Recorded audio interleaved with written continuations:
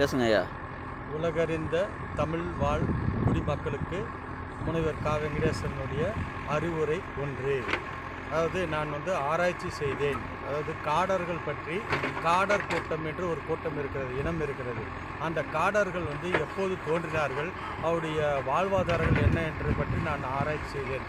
இதற்காக அக்கினையனப்பள்ளியில் உள்ள Sathyaseelan BJP leader அவர்கள் என்னை அழைத்துச் சென்று மல்லப்பாடி மலையில் ஒரு சின்னத்தை காட்டினார். அந்த சின்னம் என்பது என்னென்னா காடைப்பறவையுடைய சின்னம்.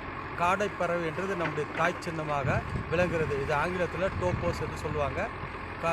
காடைப்பறவை எப்படி சின்னமாகிறது என்றால், அதாவது ஆதிகால மனிதன் ஆதி காலத்தினுடைய வாழ்ந்த காட்டு மிராண்டிகள் அவர்கள் வாழ்கின்ற பொழுது எந்த மரத்தையோ எந்த விலங்கையோ பார்த்து குழந்தைகளை ஈன்கிறார்களோ பெற்றெடுக்கிறார்களோ அதே தான் தாய் சின்னம் என்று சொல்கிறார்கள்.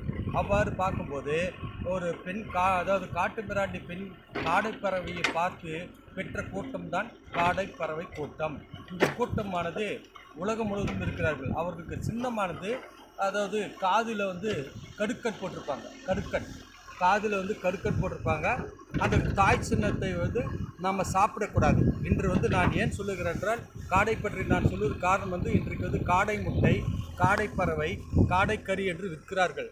ஸோ அது காடை கூட்ட சின்னக்காரர்கள் காடத்தை சாப்பிடக்கூடாது, காடைப்பறவையை சாப்பிடக்கூடாது.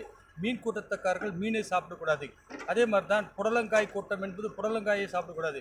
கீரை கூட்டம் என்று பண்ணை கூட்டம் என்று இருக்கிறது, பண்ணைக்கீரையை சாப்பிடுகிறது. பருப்பு கூட்டம் என்று இருக்கிறது, அவர்கள் பருப்பு சாப்பிட மாட்டார்கள். இவர்கள்லாம் கோயம்புத்தூர் மாவட்டத்தில் வாழ்கின்ற மக்களாக இருக்கிறார்கள். கொங்கு நில மக்கள் கூட்டங்களில் காடை கூட்டம் அதிகமாக இருக்கும். அந்த மாதிரி இருக்கும்போது பல்லவர் காலத்தில் இருக்கின்ற அரசர்கள், காடைவர்மன் என்று ஒரு அரசன் இருப்பான், காடர்கள். அப்போ காடைப்பறவையை தாய் சின்னமாக கொண்டு வாழ்கின்ற மக்கள் காடைப்பறவையை உண்ணக்கூடாது என்பது தான். என்றால் தாய்க்கு அது தாய் என்பது சமம், நம் தாய்க்கு சமமானது அந்த காடைப்பறவை. இப்போது கூட நம்முடைய மாணவர் சுபாஷ் என்பவர் நம்முடைய அரசு கலைக்கல்லூரி ஒசூர் தமிழ்துறை மாணவர் ஒரு காடைப்பறவையுடைய முட்டையை பார்த்து, ஐயோ இது காடை முட்டை என்று எடுத்து சென்று அவர் பாதுகாப்பாக அதை வணங்கி பாதுகாப்பாக எடுத்து சென்று வைத்தார். அந்த மாதிரி இருக்கும்போது அந்த காடைப்பறவையை இன்று சுட்டு சாப்பிடுகிறார்கள். எனக்கு ரொம்ப வருத்தமாக இருக்கிறது. காடைப்பறவையை சாப்பிடுகின்ற கூட்டம் இருக்கிறது. அந்த அன்பார்ந்த மக்களே, உங்களுடைய கூட்டத்தை பாருங்கள்.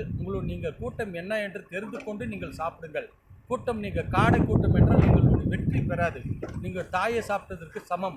அதனால் நீங்கள் காடை கூட்டமா, ஆந்தை கூட்டமா, பறவை கூட்டமா, மீன் கூட்டமா, புடலங்காய் கூட்டமா, கீரை கூட்டமா என்று பருப்பு கூட்டமா என்று தெரிந்து கொள்ளுங்கள்.